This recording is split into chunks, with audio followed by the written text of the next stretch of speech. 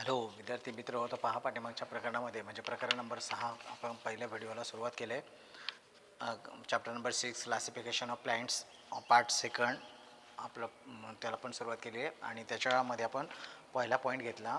तिथे आपल्याला एक चार्ट दिलेला होता, लिव्हिंग ऑर्गॅनिझम क्लासिफिकेशन केलं होतं. त्याच्यानंतर पुढे किंगडम प्लॅन्टी घेतले, नंतर पुढे बेसिस फॉर क्लासिफिकेशन, आणि नंतर आजच्या भागाला आपण सुरुवात करतो इथे म्हणजे क्रिप्टोगॅम्स, ज्याला आपण अबीजपत्री वनस्पती असं म्हणतो. क्रिप्टोगॅम्स म्हणजे अबीजपत्री वनस्पती, अत्यंत महत्त्वाचं आहे, लक्षात ठेवायचं आहे.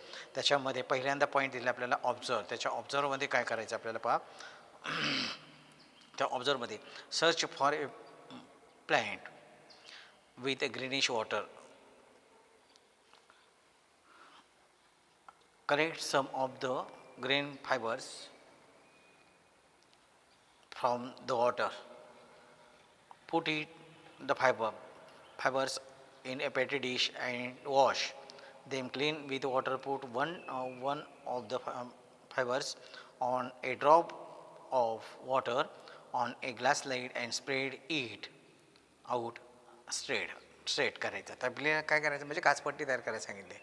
त्याच्यानंतर put A cover slip over the slide and observe the under the compound microscope. Do you see the spirally arrange green thread like chloroplast in the cell, that is the straight fiber. This is the plant is known as Spirogyra. मग आपल्याला काय करायचं, आपल्याला एक pond आपल्याला शोधायचे आणि मग त्या पॉन्ड्समध्ये असलेलं म्हणजे डबकं जे असेल त्या डबक्यामध्ये, आता डबक्यातलं शैवाल आपल्याला घ्यायचं नाही, वाहत्या पाण्यातलं शैवाल घ्यायचं आपल्याला. ते ग्रीनिश वॉटर, हिरव्या पाण्यामध्ये आपल्याला तुम्हाला पाहायला मिळेल, ते आपल्याला घ्यायचं आहे. ते भिंतीवरती दगडावरती वगैरे वाढलेलं ते शैवाल घ्यायचं नाही. वाहत्या पाण्यातले शैवाल जे आहे ते तुम्हाला माहिती आहे, ते शैवाल तुम्ही घेणार आहात. त्याच्यानंतर पुढे आपल्याला काय करायचं आहे, ते क्लीन करायचे वॉटरमध्ये, पाण्याने स्वच्छ धुवून घ्यायचे. स्वच्छ धुवून घेतल्यानंतर पुढे काय करायचं आपल्याला, पेट्री डिशमध्ये घ्यायचं. पेट्री डिश म्हणजे आपली बशीप्रमाणे असलेली डिश जी असते त्याच्यामध्ये घ्यायचं आहे. त्याच्यामध्ये वॉश आऊट करायचे पाण्याच्या सहाय्याने. ते आपल्याला शैवालाचे तंतू जे असतील ते आपल्याला काय करायचे, स्वच्छ धुवायचे आहेत. आणि नंतर धुतल्यानंतर पुढे काय करायचे, ती ड्रॉप्स जे आहेत ते आपल्याला त्या फायबरचे काही ड्रॉप जे आहेत वॉटरमधून आपल्याला with the help of water ते बाजूला काढायचे आहेत आणि नंतर पुढे ग्लास स्लाईडवरती ठेवायचे, काचेच्या पट्टीवरती घ्यायचे आहेत. नंतर पुढे काय करायचं, स्प्रेड आऊट करायचे आहेत. म्हणजे त्यातले सगळेच आपल्याला ते तंतू घ्यायचे नाही. ते तंतू जे आहेत ते सगळे एकमेकांना चिटकून येत असतात, तर त्यातून आपल्याला एकच तंतू त्यातला निवडायचा आहे. तोच आपल्याला काय करायचा, पूर्ण स्प्रेड करायचा की तो एका स्ट्रेट लाईनमध्ये आपल्याला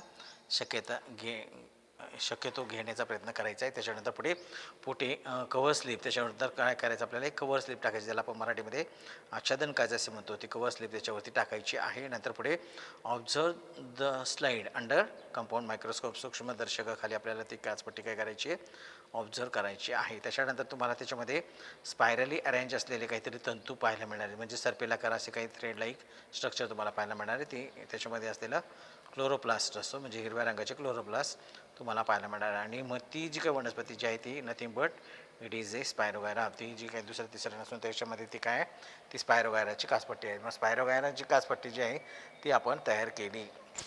मग ते स्पायरोगायरा जे आहेत त्या स्पायरोगायराचे तंतू तुम्ही पाहिले की त्याच्यामध्ये आपण काय केलं, वाहत्या पाण्यातील शैवाल जे आहे ते शैवाल घ्यायचं. त्याच्यानंतर पुढे ते चांगलं वॉशआउट करायचं, काचपट्टी घ्यायची, काचपट्टी स्वच्छ करून घ्यायची, त्याच्यावरती ते टाकायचे. नंतर पाण्याचे ड्रॉप टाकायचे, कवर स्लिप टाकायची आणि नंतर पुढे कंपाऊंड मायक्रोस्कोप खाली ते आपण पाहायचे. मग ती कंपाऊंड मायक्रोस्कोप खाली पाहिल्यानंतर तुम्हाला ते काय दिसणार आहे की त्याच्यामध्ये स्पायरली अरेंज असलेले तंतू पाहायला मिळणार आहेत आणि त्याच्यामध्ये असलेले क्लोरोप्लास्ट हा त्यातला सर्वात महत्त्वाचा भाग पाहायला मिळणार आहे. त्याला आपण स्पायरोगायरा असे म्हणतो, मराठीमध्ये त्याला आपण शैवाल असे म्हणतो. त्याच्यानंतर पुढच्या भागात येतो आपण. तो पुढचा भाग पाहता काय दिला आहे त्याच्यामध्ये,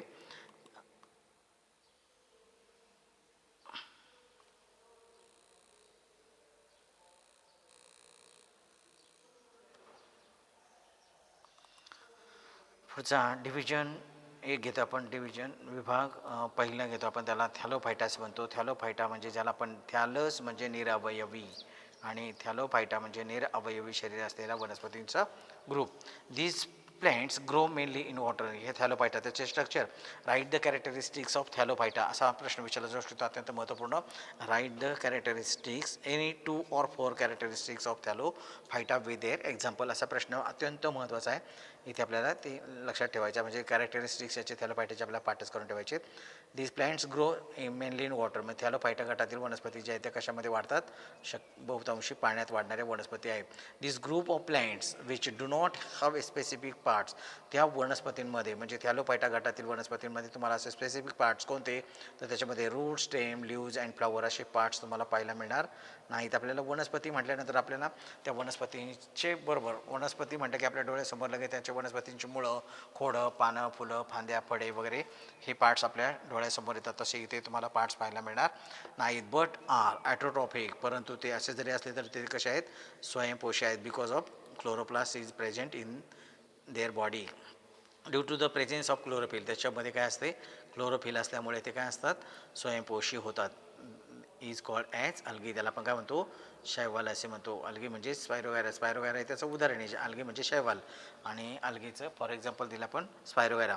algae shows the great diversity. त्याच्यामध्ये त्या अल्गीमध्ये बरीच डायव्हर्सिटी आपल्याला पाहायला मिळते. जे म्हणजे विविधता पाहायला मिळते. म्हणजे शैवाल फक्त आपण पाहतो ते शैवालना त्याच्यामध्ये बरेचसे आपल्याला विविधता पाहायला मिळते, डायव्हर्सिटी पाहायला मिळते. They may be unicellular or multicellular. त्याच्यामध्ये काही अल्गी जे आहे त्या युनिसेल्युलर असतात तर काही मल्टीसेल्युलर असतात. म्हणजे काही शैवाल जे आहे ते एकपेशीय असतात, काही शैवाल ही बहुपेशीय आपल्याला पाहायला मिळतात.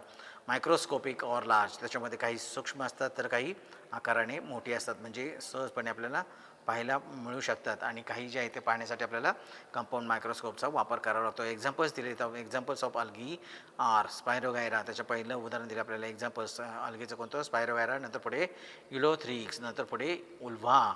नंतर पुढे चौथं दिलेलं आपल्याला सरगॅसम. अशी 4 उदाहरणे आपल्याला दिलेली आहेत. Write the examples of algae. Algae म्हटलं की तुमच्या लगेच लक्षात आलं पाहिजे पुढे वरती देतानाच काय करायचं आहे? Division number 1 thallophyta dash algae dash spirogyra ulothrix ulva sargassum ही त्याची उदाहरणं देऊन टाकायची आहेत. म्हणजे नोट देताना तुम्ही काय करणार? डिव्हिजन टाकणार. डिव्हिजन नंबर 1 नंतर थॅलोफायटा डॅश करायचं आहे algae dash spirogyra ulothrix ulva sargassum ही त्याची उदाहरणं लिहायची आहेत. म्हणजे तुम्ही हे टायटल पाहिल्याबरोबर तुमच्या ही 4ही उदाहरणं तुमच्या काय येणार आहेत? लक्षात येणार आहेत. Some of these are found in fresh water. त्यातील काही जे आहे ते फ्रेश वॉटरमध्ये म्हणजे गोड्या पाण्यात आढळणारे आहेत आणि काही जे आहे ते क्षार पाण्यात म्हणजे सलाईन वॉटरमध्ये म्हणजे समुद्राच्या पाण्यामध्ये आढळणारे आहेत. म्हणजे खाऱ्या पाण्यात आढळणारे आहेत. Some of these are found in fresh water while some are found in saline water. काही गोड्या पाण्यात आढळतात तर काही खाऱ्या पाण्यात आढळतात. These plants usually have a soft and fibre like body. त्यांची शरीररचना कशी असते? ती सॉफ्ट असते आणि फायबर लाईक असते म्हणजे धाग्याप्रमाणे असते. हे लक्षात ठेवा. त्याच्यानंतर पुढे various types of fungi like east and moods which do not have A chlorophyll. आता त्याच्यामध्ये फंगी जे आहे पुढच्या भागाकडे आलो आपण. फंगी की ज्याच्यामध्ये क्लोरोफिल नसतो असं फंगी जे आहे ते फंगीचं उदाहरण लक्षात ठेवायचं आहे. फंगीमध्ये त्याच्यामध्ये क्लोरोफिल नसते आणि मग त्याच्यामध्ये काय उदाहरणं दिली आहेत आपल्याला? East and moulds. East and moulds त्याच्यामध्ये काय फंगीमध्ये म्हणजेच क्लोरोफिल नसते आणि म्हणून ते हेटरोट्रॉपस असतात. हे लक्षात ठेवायचं आहे. त्याच्यानंतर आपण पुढच्या भागाकडे येतो आहे. हा झाला एकूण सगळा भाग थॅलोफायटाचा. इथे write the any 2 or 4 characteristics of Thallophyta with their examples असा प्रश्न विचारला जाऊ शकतो. अत्यंत महत्त्वाचा आहे. त्याच्यानंतर पुढच्या भागाकडे येतो आपण. इथे आपण आता इथे उल्व्हाची डायग्राम दिलेली आपल्याला. इथे पहिली डायग्राम जी दिली आहे ती कसली आहे? उल्व्हा. याला म्हणायचं आहे उल्व्हा. ही वनस्पती थॅलोफायटा गटात आहे. त्याच्यानंतर पुढे ही कारा आणि नंतर पुढची जी आहे ती स्पायरोगायरा आहे. कारा जी ज्याला आपण म्हणतो हायड्रिला वनस्पती जी असते ना, हायड्रा वेगळा आणि हायड्रिला वेगळ्या. हायड्रिला वनस्पती जशी आहे तशीच ही कारा वनस्पती जी पाण्यामध्ये वाढते. त्याच्यानंतर पुढे हा स्पायरोगायराचा भाग आहे. इथे आपण हा स्पायरोगायरा जो आहे तो थोडासा पण स्पायरोगायराची इथे स्केच अँड लेबलसाठी आपल्याला स्पायरोगायराची डायग्राम विचारली जाऊ शकते. अत्यंत महत्त्वाची आहे हे लक्षात ठेवा. तिथे स्पायरोगायराची डायग्राम स्केच अँड लेबलसाठी महत्त्वपूर्ण लक्षात ठेवायचे. त्या आकृतीमध्ये काय केलेले आहे ते पहा आपण. त्याच्यामध्ये पहिला भाग घेतला. इथे आपल्याला ही संपूर्ण डायग्राम दिलेली आहे ती स्पायरोगायराची डायग्राम आहे. स्केच अँड लेबलसाठी स्पायरोगायरा विचारला गेल्यानंतर आपल्याला ही डायग्राम अशाच पद्धतीने काढायची आहे. फक्त मध्ये ह्या ज्या काही आडव्या नागमोडी रेषेतल्या ज्या काही स्ट्रिप्स दाखवले पट्ट्या दाखवलेल्या आहेत त्या त्या ठिकाणी पट्टीचा वापर करायचा नाही. म्हणजे कोणतीही बायोलॉजिकल डायग्राम काढताना आपल्याला काय करायचं आहे, पट्टीचा वापर करायचा नाही हे लक्षात ठेवायचं आहे, अत्यंत महत्त्वाचं. त्याच्यानंतर पुढे आपल्याला कोणत्या तरी एका बाजूला ॲरो करायचं आहे हे लक्षात ठेवा. एकतरी ह्या बाजूला लेबलिंगच्या बाजूला ॲरो करा किंवा इथे जो भाग दाखवला आहे तिथे ॲरो करा, हे नीट महत्त्वाचं आहे. तर त्याच्यामध्ये आपल्याला पहिला भाग दिलेला इथे सेल वॉल इथे आपल्याला नामनिर्देशित केलं आहे पहा. त्याच्यानंतर पुढे इथे न्यूक्लियस आहे, हे न्यूक्लियस या बाजूला इकडे आपल्याला पाहायला मिळते. त्याच्यानंतर त्याचं न्यूक्लियसचं लेबलिंग केलेलं आहे ते इकडे. आणि नंतर पुढे इथे दाखवलं आहे पायरिनॉइड इथे आपल्याला ह्या याने दाखवलेले आहे पायरिनॉइड. त्याच्यानंतर पुढे हा दुसरा भाग घेतला आहे स्पायरल क्लोरोप्लास्ट म्हणजे हे संपूर्ण दाखवलेले जे आहेत ना, हे सगळे स्पायरल क्लोरोप्लास्ट तुम्हाला पाहायला मिळणार आहेत. अशा पद्धतीने आपल्याला ही डायग्राम काय करायची आहे, पूर्ण स्केच करायची आहे, हे लक्षात ठेवायचं आहे. त्याच्यानंतर पुढे सेल वॉल जे आहे ते सेल वॉल इथे आपल्याला दाखवले आणि त्याच्या आतमध्ये पुढे दुसरा भाग जो आहे तो सगळाच इथे येणार, तो सायटोप्लाझम हा भाग इथे येतो. हा भाग पाहिल्यानंतर आज इथे नंतर पुढे आपण पुढच्या भाग विचारात घेणार आहोत. यानंतर आपण पुढच्या भागाकडे येतोय. पुढचा भाग पाहूया.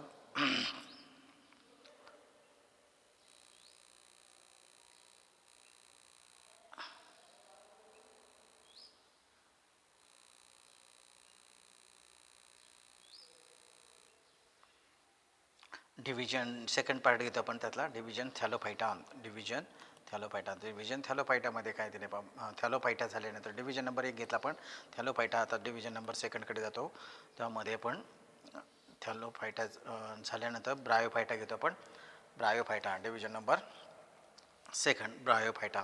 इथे डिव्हिजन म्हणजे विभाग आणि फायलम म्हणजे संघ, हे क्लासिफिकेशन ऑफ प्लांट्स अँड ॲनिमल्समध्ये आपण फायलम वापरतो आणि इथे वनस्पतींमध्ये आपण डिव्हिजन हा शब्द वापरतो, हे लक्षात ठेवायचं आहे. त्याच्यानंतर पुढे आपल्या पुढच्या भागाकडे येतोय तो पुढचा. त्याच्यामध्ये आपल्याला पहिला प्रश्न केला ऑब्झर्व अँड डिस्कस. त्याच्यामध्ये काय म्हणलं, you may have seen the lush green and soft carpet on old walls, bricks and rocks in the rainy season. Scrape it gently with a small ruler. Observe it under a magnifying lens and discuss. आता इथे आपल्याला काय करायचं सांगितलं की त्या खडकावरती किंवा जमिनीवरती ओलसर जमिनी ओलसर खडक ब्रिक्स भिंती आपण तुम्ही पाहिलेले असेल की याच्यामध्ये पावसाळ्याच्या दिवसामध्ये घरांच्या चांदई किंवा भिंती वगैरे किंवा खडक वगैरे जे असेल ना, त्या ठिकाणी विटांची लावलेली थप्पी वगैरे किंवा चांदई वगैरे या ठिकाणी पत्रा वगैरे, लोखंडी पत्रा नाही, आपला कोणता साधा पत्रा सिमेंटचा पत्रा वगैरे याच्या ठिकाणी तुम्हाला असे हिरव्या रंगाचा थर जमा झाल्याचं पाहायला मिळेल. त्याच्यातलं काय करायचं आपल्याला एक छोटासा भाग जो काय आहे तो काय करायचा आहे, स्क्रॅप करायचा आहे आणि त्यातला स्मॉल पोर्शन जो आहे तो आपल्याला काही बाजूला काढायचा आहे. नंतर पुढे मॅग्निफाईंग लेन्स म्हणजे तिथे आपल्याला काय करायचं, मोठं भिंग वापरून बहिर्वाकर भिंग वापरून त्याचं ऑब्झर्वेशन करायचं आहे.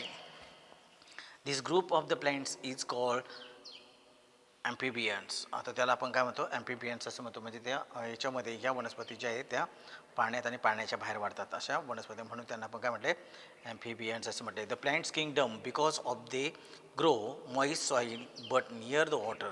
ते जमिनीमध्ये कोणत्या ओलसर जमिनीमध्ये परंतु पाण्याच्या जवळ वाढणाऱ्या वनस्पती आहेत, म्हणून त्यांना आपण काय म्हटले, ॲम्फिबियन्स असते. मध्ये फॉर रिप्रोडक्शन, तिथे रिप्रोडक्शन म्हणजे त्यांचं प्रजनन जे आहे ते प्रजनन जलद गतीने होण्यासाठी ओलसर जागेमध्ये ओलसर जागा त्यांना आवश्यक असते.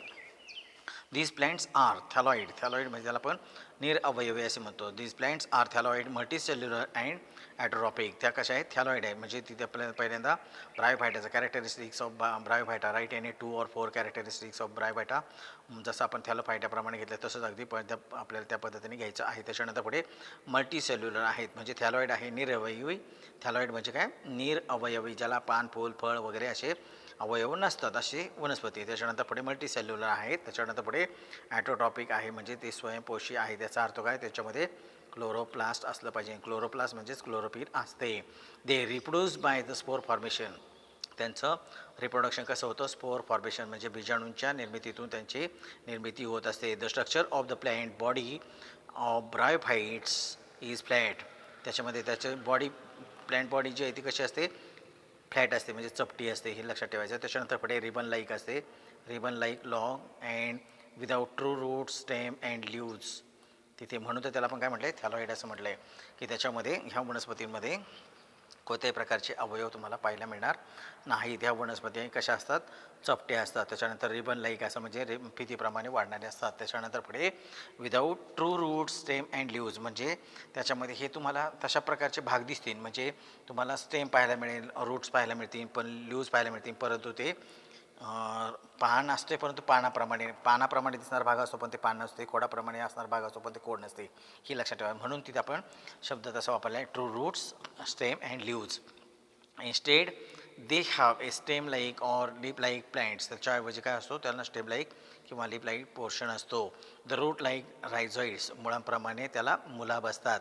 दे do not have a specific tissue for conduction of food, त्यांना असा स्पेसिफिक टिश्यू नसतात कशासाठी, तर for conduction of food material वाहून नेण्यासाठी किंवा and water, food and water वाहून नेण्यासाठी त्यांना असा स्पेसिफिक टाईप ऑफ टिश्यू नसतात. म्हणजे कोणत्या, कंडक्टिव्ह टिश्यू, ज्याला आपण झायलम अँड फ्लोएम असे म्हणतो, तशा प्रकारचे झायलम आणि फ्लोएम याच्यामध्ये पाहायला मिळत नाहीत. Examples are moss, funaria, marchantia and anthoceros, riccia, हे त्याची उदाहरणे आहेत. मग आता त्याच्यामध्ये आपल्याला उदाहरणे कोणकोणती दिली आहे, त्याच्यामध्ये पहिल्यांदा दिले आहे मॉस, ज्याला आपण फिनोरिया असं म्हटलं, त्याचीच काचपट्टी आपण आता केली आहे.